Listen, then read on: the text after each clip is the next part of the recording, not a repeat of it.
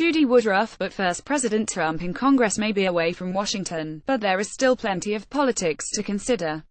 Here to discuss for this Politics Monday, our regulars are Amy Walter of the Cook Political Report and Tamara Keith of NPR. And welcome to both of you. It is Politics Monday. Not only that, as we know, it is the 200th day of the Donald Trump presidency.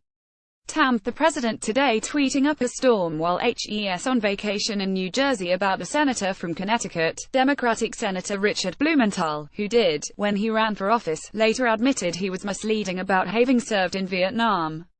He was in the military, but not in Vietnam. The president today. Never in U.S. history has anyone lied or defrauded voters like Senator Richard Blumenthal. He told stories about his Vietnam battles and conquests, how brave he was, and it was all a lie. He said he cried like a baby, begged for forgiveness like a child.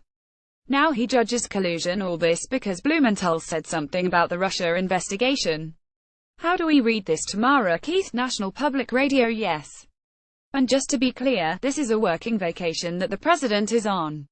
And part of working is tweeting at Senator Blumenthal. What Senator Blumenthal is doing is HES part of a bipartisan piece of legislation. HE's one of the co-sponsors of a bill that would protect the special counsel, Robert Mueller, from being fired by President Trump. Now, the Trump administration now says that the president doesn't intend to fire Mueller, but President Trump, it seems, was watching CNN this morning when Senator Blumenthal was on CNN talking about this legislation, talking about the Russia investigation. And it prompted this tweet storm. And then Senator Blumenthal was on CNN later, and there was another tweet about Senator Blumenthal. Judy Woodruff, and it continued this afternoon. Amy.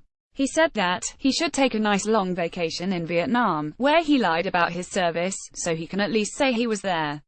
Amy Walter, the Cook Political Report. Right. And this tells us much about the president's viewing habits as it does about anything else, but that, as he watches cable television, he reacts in real time and tweets these out. And, again, when it's about Russia, the president likes to tweet about this, and defending himself against people he believes are attacking him unfairly and promoting this what he calls a hoax about the Russia investigation.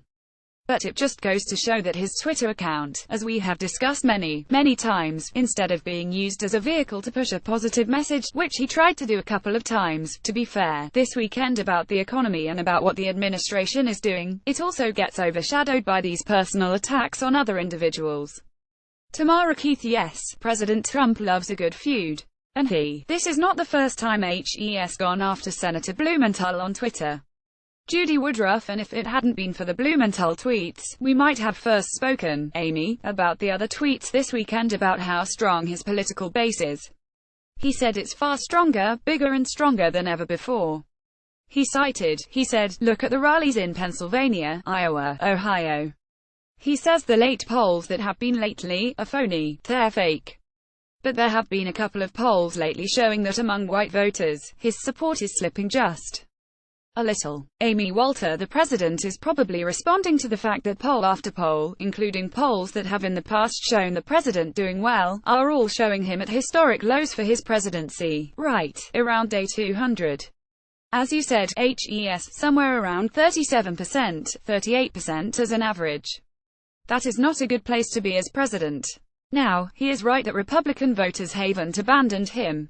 In fact, if you talk to strategists and you look at what candidates are doing, they are tying themselves as closely as they can to the president. There is a special election in Alabama to replace Jeff Sessions and his Senate seat. All the Republicans running there, if you watch their ads, they're doing everything to out-Trump each other. Who is as close to him as possible, so he hasn't lost his base. The question, I think, is, what does it matter that he has only his base? What is it getting him? And in this case, it has not gotten him much legislatively, certainly not on repealing Obamacare. And on other big pieces of legislation, it's going to be really critical to see if his support among his base is going to be able to deliver a debt ceiling increase, which we will get to in September, tax cues, and a budget. Judy Woodruff. All of which TAMP members are thinking about as they go home for their vacations. But I do want to raise another issue that came up in a New York Times story yesterday. Jonathan Martin writing about this in the Times, that there are Republicans out there who are already looking to the next presidential election. We are, as we said, 200 days into this administration, and they're already, including none other than Vice President Mike Pence. Now, they're saying that he spent time with donors, HES been out to go to GOP dinners, but the impression the article gave is that there's a lot of serious interest. Tamara Keith and Mike Pence, the vice president, has a political action committee of his own, which is very unusual at this point. Now, the pushback that came from Pence through the official White House channels was strong and fervent. He doesn't deny any of the sort of facts of the case, that he has this political action committee, that helps met with donors, that helps been to Iowa. But they're saying HES just getting ready for 2020 as the vice presidential candidate. Now, this is unusual. There are a lot of Republicans out there who are doing things that look like people who are potentially raising their profile, people who are running for president if there is an opportunity to run for president. But they're all being very careful, because there is a Republican president right now. Amy Walter. So, that's the question. I think there are two categories. There's one, will Trump run in 2020, and who is going to position themselves if HES not on the ballot in 2020, but then there's the other piece, which is, will somebody primary Donald Trump? And it's been a while since we have had a sitting president primaries, but not so long ago, it wasn't that rare to see, whether it was Jimmy Carter getting primaried or Gerald Ford getting primaried or George H.W. Bush getting primaried. What all three of those have in common, of course, is, they didn't lose their primaries, but it led to defeat in the general election. Clearly, it showed that the party was divided. So, these what I'm fascinated by, continue to be fascinated by, a president who is not of the Republican Party, but they have rallied around him. Will they continue to rally around him, especially if the 2018 elections don't go particularly well? Judy Woodruff. It just feels really early for this to be happening. Laughter. Amy Walter. That is very early. Tamara Keith is incredibly early. Amy Walter. You're not wrong, Judy. Tamara Keith. Yes.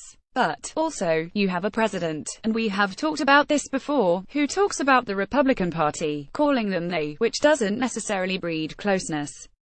Judy Woodruff. And HES been going after Republican senators, criticizing them for not coming after, not producing on healthcare and passing Russia sanctions, which he didn't like.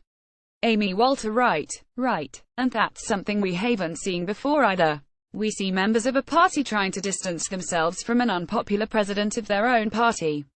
What we haven't seen is a president who's in control, whose party is in control of both branches of government, going after his own party.